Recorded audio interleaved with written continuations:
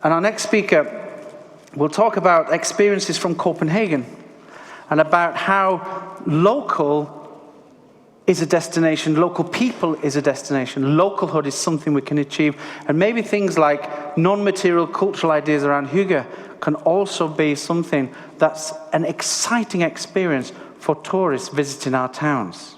I'd like to welcome to the stage Signe Jungersted, who's come all the way from Copenhagen this morning. Tusen takk at du var med, og det som var veldig deilig for meg, du snakker engelsk, fordi det kan være litt komplisert med dans, så det var veldig hyggelig. Tusen takk, velkommen på scenen. Thanks a lot. Hi, everyone. I was actually, when I was preparing my presentation for today, I was a little bit sort of unsure, and it was actually quite difficult to sort of outline what am I going to say, because talking about localhood, talking about hygge, it's very fluid, it's very intangible, and now I'm even more scared because, you know, I want to talk about building a restaurant underwater or something else, all the cool projects we heard this morning, but I'm going to venture into the more sort of fluid terms and the more fluid experience of visiting Copenhagen.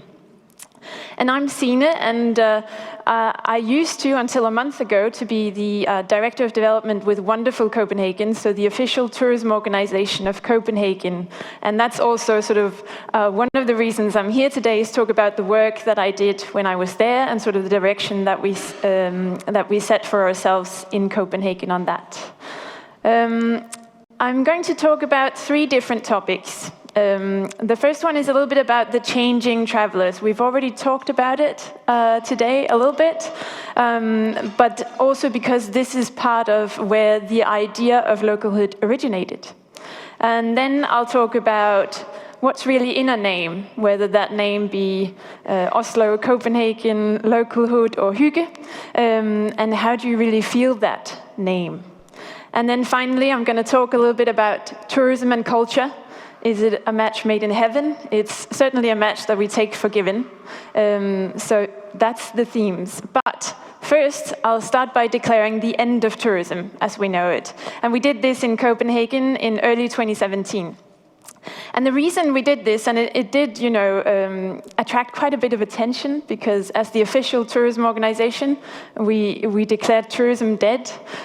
What does that actually mean for the future of the organization as well? But we did this much for some of the reasons that Maura also talked about, that the changing traveler behavior, that everyone wants to be a local, that there are so many different demands and so many different needs today than before. So the idea of going out with this very sort of loud statement about the end of tourism as we know it was also to change the conversation a little bit, because the conversation is, and we had it a little bit today already also, the conversation is also that something is coming. Something is underway to change. We are becoming more and more digital. More and more people want the authentic experience, but in fact, it's already changed. It's already different. And people have already changed, and it's not becoming more and more digital, it is digital. And so all of these things, all these changes that we see, they're already here, and that's what we need to act upon now.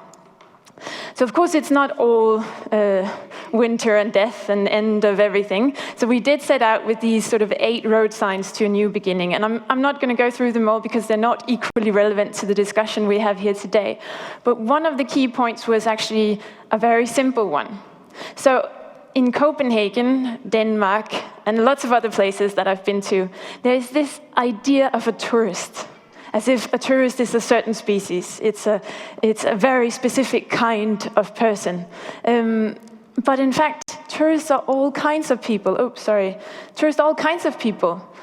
I'm a tourist sometimes, and I don't change tremendously if you meet me on the street in Paris, or hiking in the mountains of Norway, or, you know, biking around in Copenhagen. I'm more or less the same person.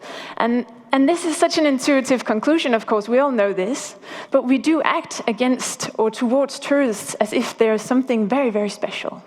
And they all look towards the same channels of influence to be inspired. But who does that? I mean, I look at the same channels of inspiration whether I'm traveling or not traveling. I don't necessarily change my whole sort of preference mode just because I'm going in a new mode. So, and of course, this is part of it. Tourists, all kinds of people, they have all kinds of interests, and that's what we need to reflect in the way that we work with the destination. Then again, also a point made earlier today is this fear of being a tourist. No one wants to be a tourist anymore. Everyone wants the non-touristy version of somewhere. We all want that authentic experience. No one wants to say, I went to the Eiffel Tower. You want to say, oh, I went to this nice little, very, very local coffee shop. No foreigners there whatsoever, all French. And I had the most brilliant French coffee ever. That's what you want to say. But this is actually a key part of how we travel today and how we experience. So the touristic turns untouristic, and the untouristic turns touristic. So this is, if you've been to Copenhagen, you probably know this place, Christiania, the free town of Copenhagen, where, you live a very free life. And most certainly, the people behind Christiania, the free town, they did not have in mind that they would become one of Copenhagen's biggest, most popular attractions, attracting all these bourgeois, high-consuming Chinese travelers, which is mostly against what they believe in out there. But they do. It's a top attraction in Copenhagen. And then there's another change that sort of comes after this one, the touristic, the untouristic, that's also changing how the tourists see themselves. So all of a sudden, tourist consumption is changing into contribution. So you can't just go somewhere and consume, you can't just go somewhere and look from the outside, you have to take part, you have to be part. Of course, this being an official tourist organization that I represented before also changes a little bit the role that you have, because how can you actually credibly communicate an authentic destination if you're a tourist organization? You'd have the tourist version of somewhere, so you need to activate multiple other channels, and you need to activate and work together with a lot of other voices. And so that's why we came up with a new vision in 2017 that was called Localhood for Everyone. And so this idea of localhood, it's actually a name, or it's a word that we invented ourselves in Copenhagen. And for the native English speakers that are here, I don't know if there are any more, the word doesn't actually exist, which was good, because then no one's defined it before. And if you read through our strategy, you'll note that there is no definition in there. So I put up a definition here, but that's just my idea. And that's the whole point. You shouldn't define localhood, you should feel localhood. You have to work with it and make it both accessible, relevant, and something that you can actually experience. Because what's really in a name, and this is sort of moving from naming to sensing a little bit. In a name, we already talked about it. I mean, you could feel the presentations from this morning, all the images you saw, all these great projects, you could just feel them. And I'm ready to move to an island in Norway, and I'm a super urban girl. But you could just sense what it made to you, what it made you feel when you were looking at these projects. So what's in a name? What's in a localhood? Is it place? Is it people, culture, attractions, atmosphere? The whole point is that when you go there, you feel like you're somewhere. You're not just anywhere. And that somewhere, of course, has to be specific. So, I mean, if you close your eyes and you think of Copenhagen, I'm sure some of you, and I'm a little bit sad to say it, but I'm sure some of you will think of the Little Mermaid. And she's very nice, and she's also very, very little. It's really not that interesting. The story behind her is interesting. The story of the author that wrote the fairy tale is quite interesting. But she's just a small thing. And if you go to Copenhagen, this is what you see. But it's not necessarily what you'll feel. The mermaid is just the tip of the iceberg. It's an outlook, a perspective. But below that is everything else. And this is actually what we can see that people travel to experience as well. I mean, we have 94% of international visitors that we interviewed in Copenhagen say that atmosphere is important or essential whenever they're visiting a city. We have 62% that say this was actually an essential part of deciding to go to Copenhagen. So this is great because we have something to work with. I don't always have to show pictures of a small statue. But then how do you communicate atmosphere? And then, of course, there's this concept of hygge, which is also very related to atmosphere and to a sense also to localhood. And you can also see that actually the locals associate Copenhagen with hygge. 51% of locals say hygge is, it's where I live.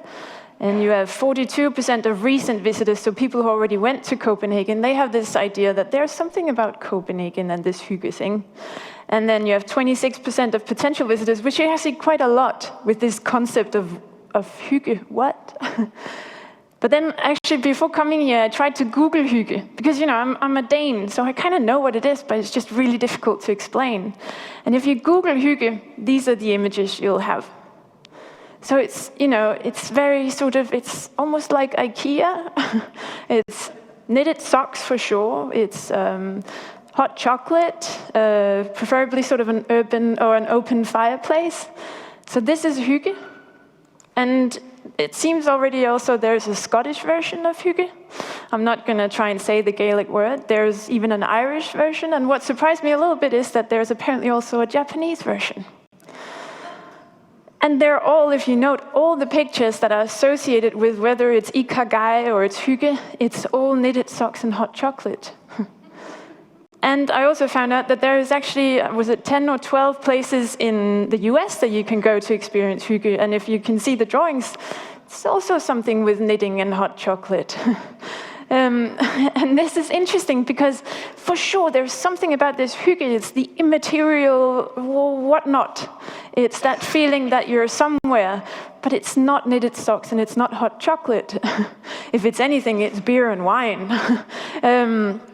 And this is, of course, the key challenge when you want to communicate it, because representing a DMO, as I did before, that's part of our job. We need to communicate. What is it? Why should you come here? What's the reason to go? So portraying localhood was a big challenge for us. We came up with the results, but then, of course, we also, with the vision, but we needed to communicate it. And this was some of the takes on how to do that and what images you need to stir. And the key point here was also, it's also a decision, because by doing that, you win some. Definitely, you win some, but you also lose some. And what do I mean by that? I mean, these are two examples of images from Copenhagen. So on this side, you have Nyhavn, New Haven, which is quite famous. And if you've been to Copenhagen, you know this place. And it does actually have a little bit of hygge to it. The other image is what a local would define as hygge, was localhood. This is, my local hangout. This is the coffee shop where I talk to the guy, and he does a very special kind of coffee. But if you look at the engagements, so over here we have like 16,000 likes and engagements, and over here you have 3,800. And so it's just to say, it's very much easy. It's much, much easier to communicate this one. It's a picture that sort of resonates. It's knitted socks and chocolate. Whereas this one is something different. This is a sense of something else. This is, and you don't really know what it is, and should I go there? Is it really reason to go? And will I get to experience it? And will I feel awkward when I go in there? Will they see me as a foreigner? And all these things. So there is a lot of questions that happens when you need to start working with attractions or reasons to go in a different way. Another point, and this is something that we experienced after launching it, was this idea of localhood for everyone. Everyone refers to it as, oh yeah, that localhood thing. And I always say, yeah, for everyone thing. Because that's actually a key point. It's for everyone. So it's not a snob filter. It's not something that is exclusively available to a certain type of traveler. And it's also not just for the visitors, it's also for the locals. And we also coined the phrase temporary locals. We're all locals in a sense. Some's just here for a certain time and others stay for a little bit longer. So how do you work with that? Because there's also, and of course, I guess maybe this is a little bit different, but in Copenhagen, at least, well, I can imagine also on Trainer with all your major projects, but we do have a sense, there's a little bit changing in how we perceive the tourists and how we see them as part of our community or as part of our destination. And there is this idea of two different kinds or two different groups of travelers. So the green one is the touristy one. It's the one that travel in groups. It's the one that do touristy things or look touristy.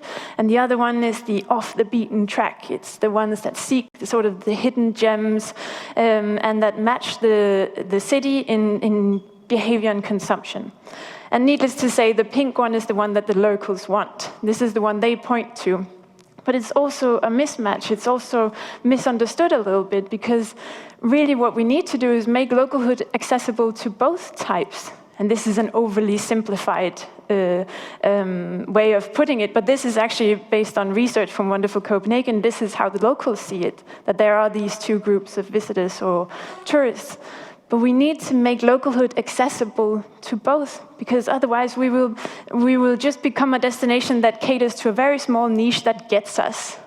And then we'll have a very big group of people who don't get us, and they are taking up an equal amount or even bigger amount of both time and consumption in the city.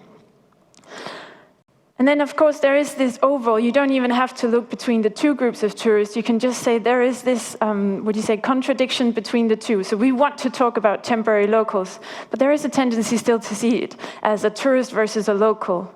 Attractions versus everyday. We had it earlier this morning with Ted's introduction as well. There is tourist information, and there are the local secrets. You have entertainment, and then education.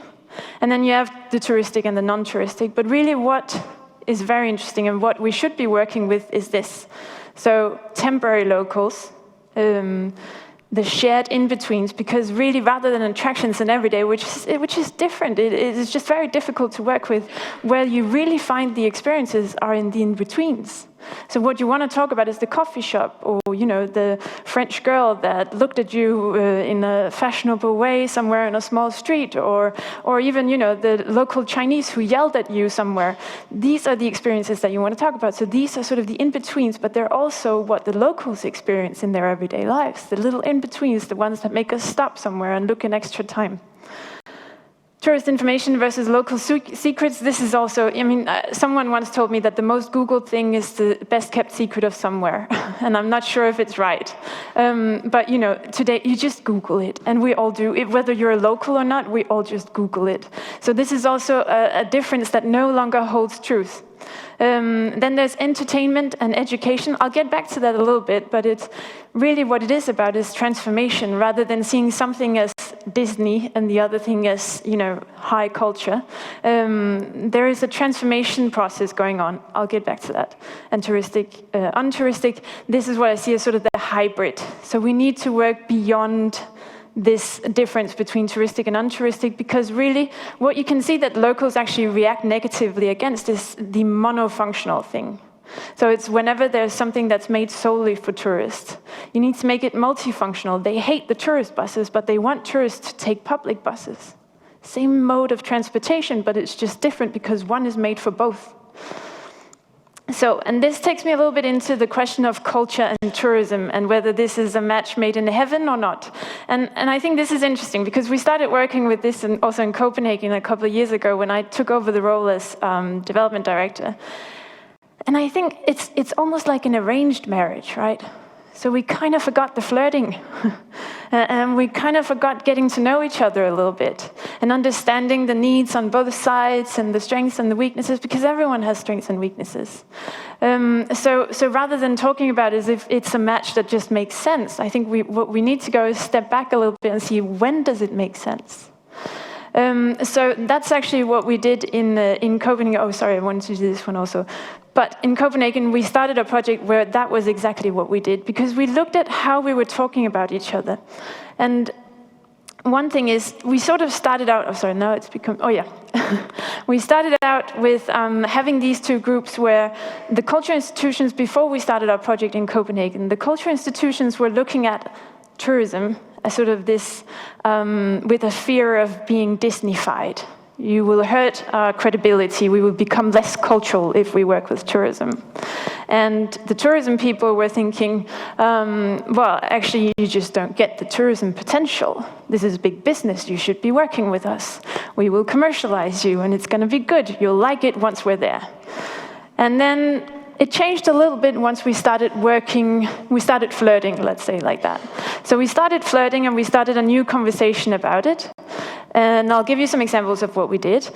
And that made tourism somewhat tolerable to the cultural institutions, because they could actually see, okay, well, it's a different group of customers, and they actually spend money when they're there.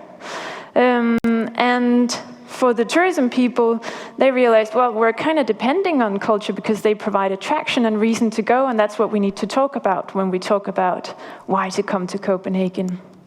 And then there is a final phase, and this is the phase that we're sort of starting to move into, and this is also the phase where localhood comes into the picture again, where we need to start talking about a shared platform, potentially transformative, for localhood. I'll get back to what I mean by that. First, the second phase, where we're sort of starting to flirt and starting to understand each other, that's when we launched this project, the Tourism Culture Lab project. And what it basically is a lot of tools, a lot of experiments on where do the two actually benefit each other. So rather than talking about cultural tourism, which a lot of you probably know as a term, talking about cultural tourism, which is really a term that hurts the relation a little bit because the tourism people don't exactly know what it is, and the cultural people also don't really know what it is. So instead, we just talked about where are the synergies and how do we work together. Now, one synergy was, for example, with the Design Museum, where they have a very high level of credibility within design. And we have a lot of people who come to Copenhagen because they're interested in design, and they don't necessarily identify as a tourist, they identify as a design freak or a design-interested person.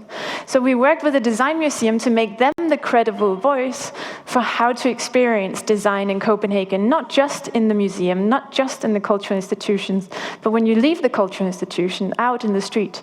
So this is another example of how do you make the somewhat intangible, tangible around the city as well. Another example was this one that we did with the cisterns that are sort of a little bit outside the center of Copenhagen in a park, and you have to want to go there to see it, and you should. It has been associated a little bit with high culture, as you said this morning, Ted. But what we did, instead of saying, oh, yeah, there's this place, and if you're really interested in culture, you should go there, what we did was we made a guide to the 9 places that are surrounding the cisterns as a cultural institution, that are different experiences you can have in this specific localhood, which just makes the cisterns part of somewhere that you can feel and not just an attraction. I'm going to skip this one because we don't have time. Now, but the final one was this one, and this is actually not a project that Wonderful Copenhagen was involved with. The SMK is the State Museum, the National Museum in Denmark or in Copenhagen. And what they've done is they have these, once a week, they have the SMK come. And it's basically where locals and foreigners, whether visitors or residents, they come and they go through these facilitated sort of language exchanges. It's a very simple idea, but they do it within the museum, and they discuss culture and they discuss the exhibitions, and it's just a meeting between people. And this is what I mean, is this is sort of a first step towards the idea of a shared and meaningful platform of localhood. Because the intangible, that atmosphere thing, that hygge thing, that localhood thing, is really, really hard to communicate. And I think moving forward, the destinations, the DMOs, the official tourist channels will not be able to do it. We're completely dependent on the cultural institutions to help us out because they have a different kind of voice and a different kind of credibility. But also because you're moving into a different phase of how travelers want to experience. So before they wanted the more sort of onlooking role. They wanted to see it from the outside and be part of the experience, have the authentic experience, but then go home and brag about it.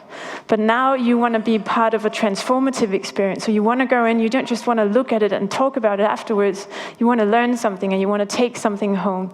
And just imagine if we could have people take localhood home or take hygge home and adopt that in their lifestyles. And then, then you could actually have 10 places in the US where you can have hygge beyond the knitted socks and the chocolate. So thank you very much for your time.